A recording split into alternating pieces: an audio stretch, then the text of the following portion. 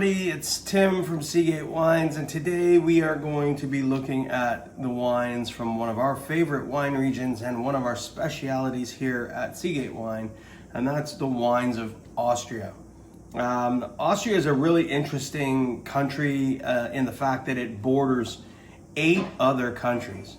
So it has an enormous different variety in topography and climate and soil types. Anywhere from the south in Slovenia and the southwest in Italy, to the west, which is Liechtenstein and Switzerland, to the northwest would be Germany, to the north is the Czech Republic, to the east you have Slovakia on the northern part northeast, and then the southeast would be Hungary. So a lot of different areas there, and a lot of those other countries are wine making countries. So in order to go through this as fast as we can, because it's an enormous subject and I don't want to bore anybody, so we want to get through it pretty quickly.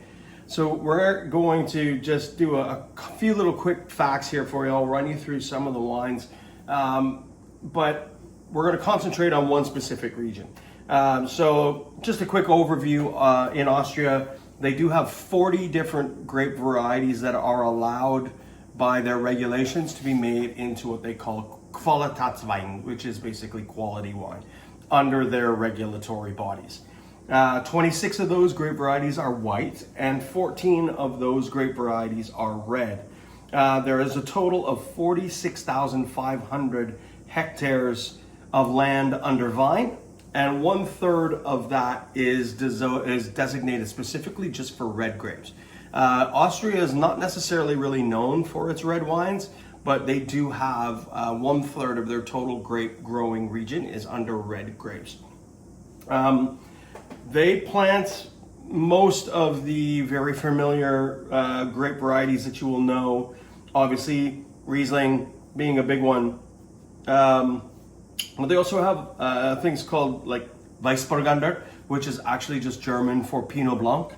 Then they have Chardonnay and Musketeller and Traminer, Pinot Noir, which they call Blauburgunder, Cabernet Sauvignon, Syrah, and then they have their native varietals. And the most important of all of these is Grüner Veltliner. And Grüner Veltliner is without a doubt probably our favorite white wine grape. It's incredibly versatile. You can go anywhere from fresh and acidic and bright and lively to 25 years ageability. And we'll sort of walk through some of those in a minute. But there's also a few other native grapes that are specific just to Austria, and a little bit into Germany and Switzerland. Those being Neuburger, Rotgifler, Zierpfandler for whites, and Roter Veltliner, which we also will discuss Roter Veltliner shortly. And then the reds, Zweigelt, Blaufränkisch, Saint Laurent will be the 3 biggest ones of the native Austrian grapes, and there's a few other ones as well. But the ones that we're really going to concentrate on are going to be the most popular wines that are coming out of Austria, and that's Grüner Veltliner and Riesling. That's where we'll concentrate. We're going to talk a little bit about some of the other grape varieties, including something super special and super rare that only we have here at Seagate. So let's talk about first the regions. There are 17 different wine regions in Austria, 17 distinct wine DOs, as it were. And the largest region would be Niederösterreich, which is Lower Austria. So that is the area that is actually not the lower part, which is kind of funny. It's called Lower Austria, but it isn't. It is the farthest point to the east. So you have in that region, the city of Vienna is actually not considered part of that region, but it is the center of the region. Now, the reason why it's not considered part of that region is because the city of Vienna is its own DO unto itself. And if you've ever been to Vienna, there is this amazing history of, just outside of the city center proper, surrounded by mountains. And on those mountains are all grapevines, and then you can go and sit at the top of the mountain, overlook the entire city over the Danube River, and have lunch at one of these wineries, and it's just such a magical place. And I'll show you a couple of pictures of that because we do have lots of them. So we're going to focus really on Niederösterreich. I mean, other locations that are of note. Obviously, the city of Vienna being one of them. Bergen Land has 5 different regions inside it. The Steiermark, which is one of my other favorites, and has a couple of our favorite winemakers. Sattlerhof being one of them, probably the greatest Sauvignon Blanc maker, one of the greatest Sauvignon Blanc makers in the world, and the other would be Temminck. Again, this just extraordinary Sauvignon Blanc. These are the two of them, Sattlerhof and Temminck, probably producing the 2 highest rated Sauvignon Blancs in the world right now. Bergen Land is another one. Bergen Land has a lot of red grapes in it, but we're going to really concentrate right now on the Lower Austria regions. So Lower Austria is broken down into multiple regions. Weinviertel being the farthest point to the north, and then just below that you'll have Kamptal, which is where our friends at Schloss Gobelsberg are from. And then to the east of that is one of my favorites, and that's Vagram, where we have our favorites would be Ecker, or Franz Leff, or our very own Seagate. All our Seagate label wines are made in Vagram. That is kind of our second home. And then if you go a little bit farther west, you have Kremstal, which is thought to be, the city of Krems is thought to be the birthplace of where Gruner Veltliner actually came from the monks that were brought there from Hungary. Even farther east or west of that is probably the most famous of all of the regions, and that is the Wachau. And Wachau is a few small little towns, the most famous being Dürnstein, and Dürnstein houses the 2 greatest white wine producers in the world, as far as I'm concerned. And that would be FX Pichler and Emmerich Knoll. And obviously, Knoll's the most famous of the labels. A lot of people will recognize this label. Even if you don't know the wine, you recognize the label. There's very Gothic kind of religious imagery and stuff that's going on. This is Saint Urbain, who is the patron saint of vines and winery. And wines and vines, basically, is what it is. So Saint Urbain, yeah, he's the patron saint of wines and vines, and that's why he makes his way onto one of the greatest white wine producers labels. So south of that would be Treusantel, and the farthest part south, the Thermenregen, and then Carnuntum, which Carnuntum is right on the border of Slovenia. And it has the most of the most red wine grapes being grown in there. It's actually more red wine than white wine being grown in Carnuntum. So let's have a look specifically at a couple of these. So we're going to focus specifically on Vagram and on the Wachau. So let's start with Wachau because it's a little bit complicated. So the Wachau is a valley that runs along the Danube River through the town of, really the town of Dürnstein is the focus point, where you're going to find probably 4 or 5 of the best producers in the world. Herzberger, obviously FX Pichler, and Knoll, which we've already talked about. Domaine Wachau, which is another one that we really, really love. All of these guys are right on this same slope here, and I'm going to show you some pictures of the vines themselves. So you have extreme vertical climb on the mountainsides that go along the valley here in the Wachau, and depending on what your sun exposure is, which direction the vineyards face, that's going to determine usually the quality level, the flavor profile, These wines tend to be very, very singular in their flavor profile, so you get an extreme sense of place from where they are. The top of the mountain being the most extreme, those wines tend to be very expensive. They are hard to harvest because the slope is so steep. Everything has to be done by hand. They can't get any machinery onto the mountain.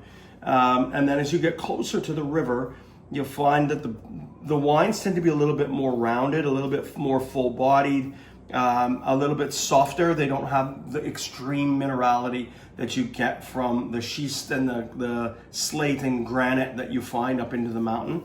So they get a little bit more rounded. And the closer you get to the Danube River, they have a soil type that they call loess, L-O-E-S-S. That's basically a mixture of soft earth with rounded pebbles that were from the old riverbed. So as the river receded over millions of years, it leaves a lot of this stuff in the soil, and those rounded pebbles give off a really unique stony flavor, but not as mineral driven as something like the Kellerberg vineyards from the top of the mountain, and really, really strong minerality from those ones.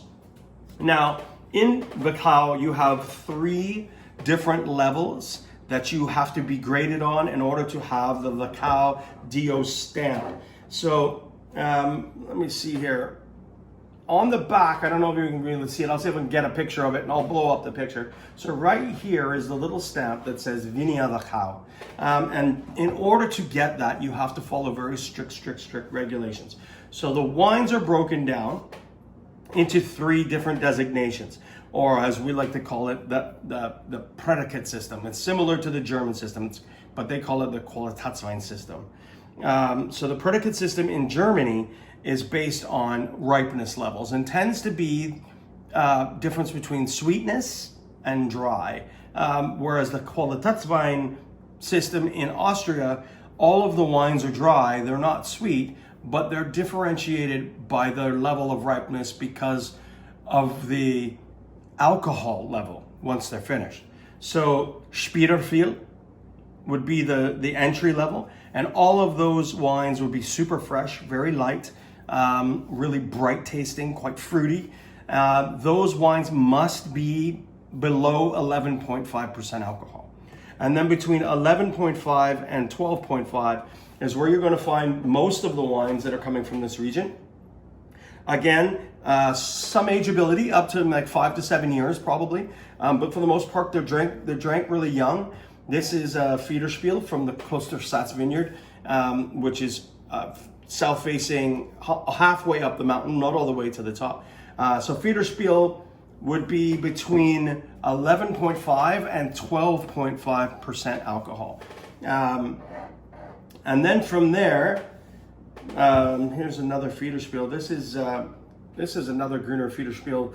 This is from the Leubner vineyards. So the Leubner vineyards would be very, very close to the river. So you'll have a much more rounded, softer feel in these than you will, for example, the Klostersatz, which is a little bit farther up the mountain. Then you get to what they call Shmarat, and it's a little bit difficult to say. It's weird to spell. S-M-A-R-A-G-D. Shmarat. Shmarat is actually named, it's a little green lizard that lives inside these vineyards, and they name this style of wine after the lizard. But really all it really means is that it needs to have more than 12.5% alcohol. So Shmarat wines almost exclusively in the Wachau will find their way into an oak barrel.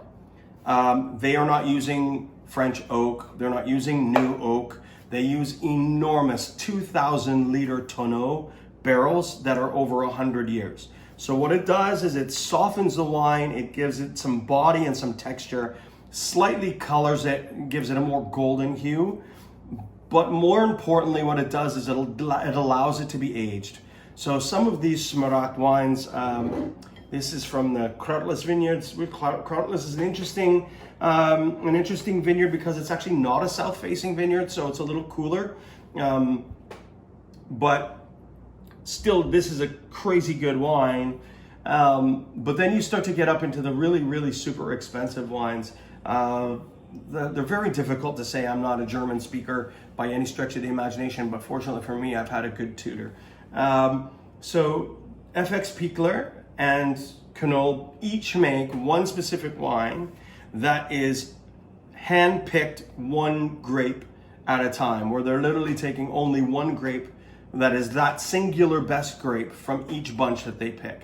And then they mix them together. So for FX Pickler, that wine is just called M. And then for the Knoll wines, it's called Vinotekvolo. And I'll put that on the bottom so you can read how it's spelled, because it's ridiculous to try and say. Those wines can age 25 years, no problem. Absolutely no problem. They would be put on any level with any Montrachet coming out of Burgundy. They are simply that good. They really, really, truly are that good. So that's kind of where you're going with the wines coming out of Wachau. They tend to be the most expensive coming out of Austria. They're really distinct in the way that they are made and the way that they taste because of the mountain. So coming back towards Vienna a little bit, let's look at Vagram.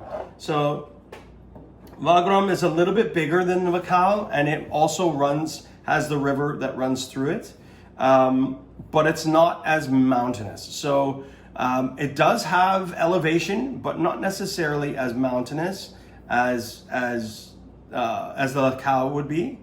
I'm going to pull up a map for you all to see, so you can see the map, and then we're just going to have a quick little look through the things that make Wachau really interesting. And to me, it's the fascinating part about it is I just really am fascinated by the difference in the small winemakers here. They have such wonderful production of different wines they're just so cool, which is what drew us to this place in the first place, to make our own wine.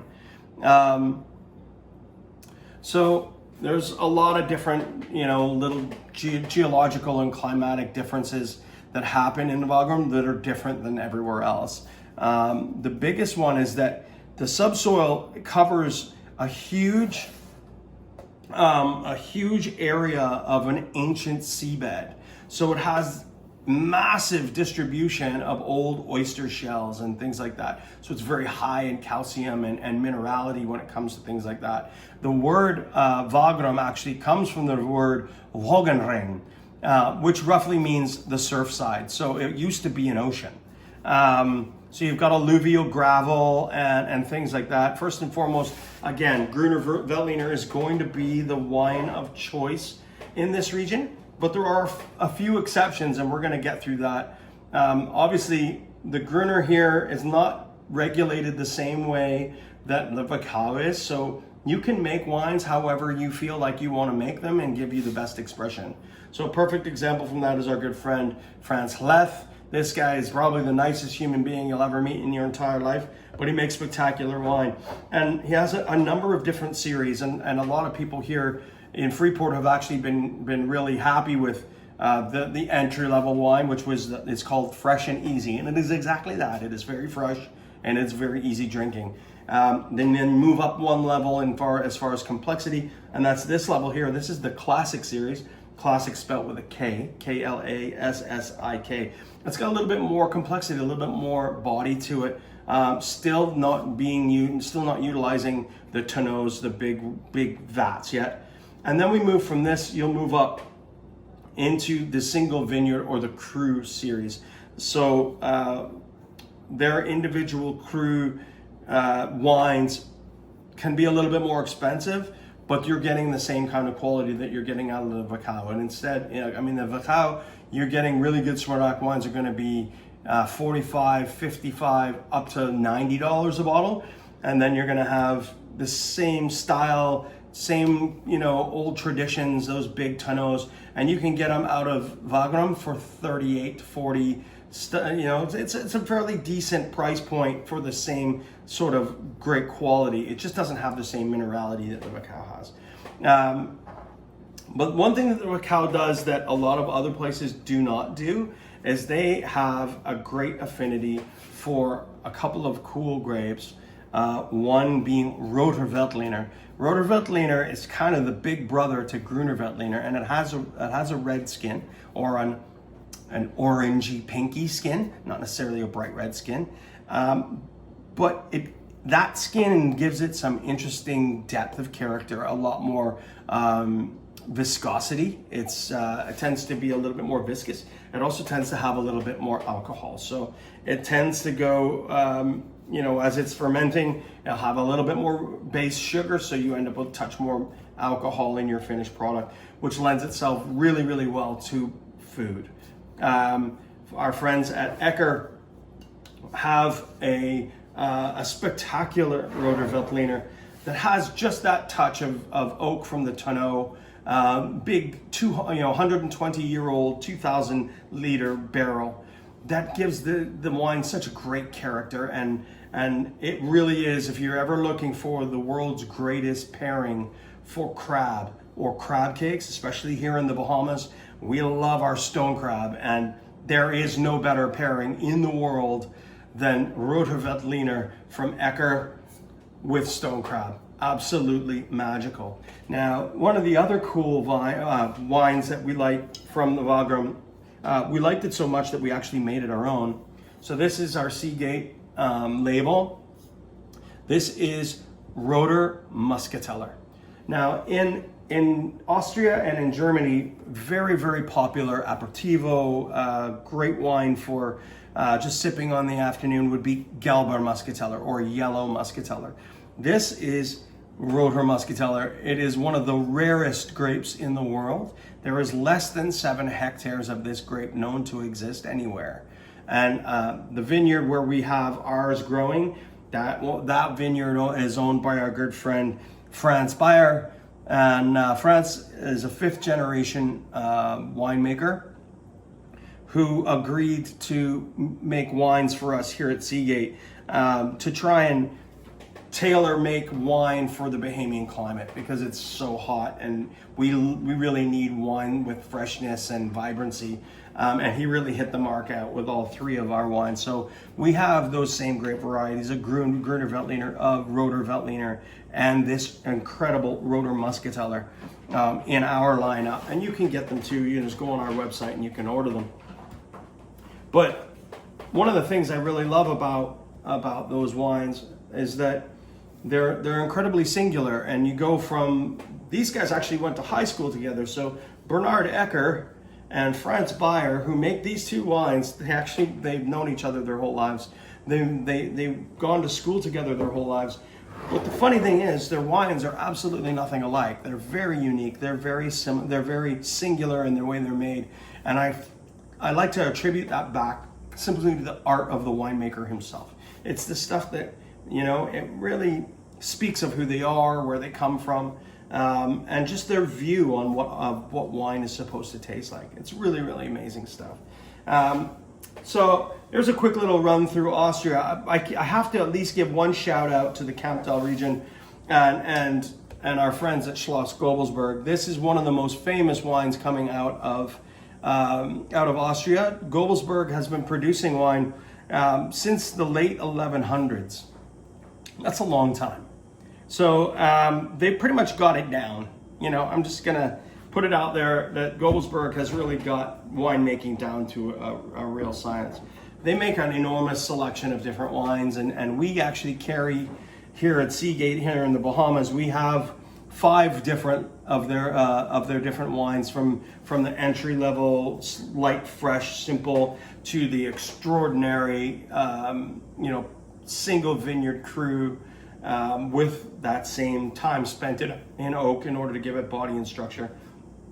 Great price points all the way through, anywhere from $14 up to $55, $56. All of them really, really, really good buys, good values for what it is that they're giving you. So if you're looking for something really new to try, something different, if you're a white wine lover, if you're really into fresh and vibrant whites that aren't too acidic, that's one thing I love about Gruner, is it's not too acidic. or if you're looking to try something just completely different and get out of the same old routine, really suggest that you get into some of these wines coming out of Austria. The white wines really are some of the greatest in the world, and I think some of the best value white wines in the world, considering how great they actually are. So thanks again for watching, everybody. I hope you found this one really informative and you learned a little bit about it. We'll come back another time and we'll spend a lot more time focusing on each individual region as we go, and some more of the producers. But for now, thanks for tuning in, and I'll see you next time.